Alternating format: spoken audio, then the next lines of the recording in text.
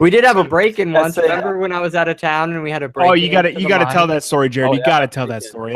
That is hilarious. scared That's us. one of the best stories ever. Okay, so all right, so we got this monstrosity of a Bitcoin mine in the basement in Virginia, and it's just going to town. And I got to go to Florida, okay? And so we're in Florida for a solid like 2-3 weeks, and I had one guy who worked close to the house, and I was like, okay, he's going to be able to check on the mine for us. So the machines are running and running and running, and then the machines go down. So I'm like, hey, buddy, can you check on the mine? So he goes down there, reboots. That's all he really knows how to do is just reboot the mine, and he was really good at it. And we paid him Bitcoin to do it. So one day, the Bitcoin mine goes down. Like usual, you got to just reboot it. So he reboots it, and he goes, wait, half of it's not turning on. I'm like, what's wrong? He goes, wait. Things are plugged into other things. I'm like, what do you mean things are plugged into other things? He's like, oh, somebody was down here. Somebody messed with the mine. I'm like, did they take anything?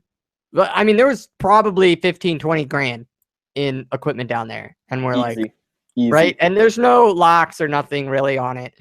And it's just chilling down there. Anybody could have taken it. I was living in the hood, so I wasn't that concerned. Like, they're not going to know what to do with it. And it's a stinking guy.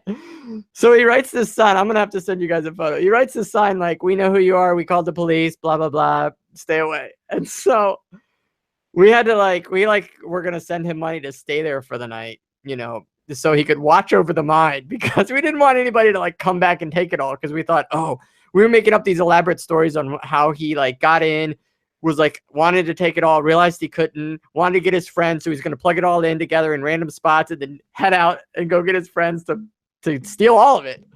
And sure enough, do you know how the story ended, Mike? Did you ever hear how it ended? All I know is you said that he thought there was a fire in the basement, and he went down there frantically and was unplugging just wires everywhere because he didn't know what was going on. He just thought the basement was lit up and ablaze. So it was my neighbor, who was basically always high and on drugs. He was a hilarious guy, cracked me up all the time. He always borrowed my mower, and he was supposed to check on the house, right, or whatever. And I send extension cords to his house because he can't pay his electric, and I've even put his hose in his window so he could get a shower or something. It was really crazy. So he's running. What? I'm serious. Ask my wife. For running he was running electric, his whole house electric, off of one extension cord from our mine, and then he would need water, so he would use the hose. Anyway, so one day when we're gone to Florida for weeks, he thinks, oh shoot, he sees all these lights down there shining, and he's like, oh no, there's a fire down there. So he goes down there, and of course he feels the heat. This guy is a big guy. I mean, he was big. I don't know how he got in the little tiny square window, but he got in there. Did he climb through the window? He climbed through the shelter window. Wow. Yeah. It was He climbed through the window and just unplugged everything. Yeah, and then realized that there was no fire, so then he plugged it all back in. And nothing worked? No, it was all messed up. I mean, Caleb did a great job.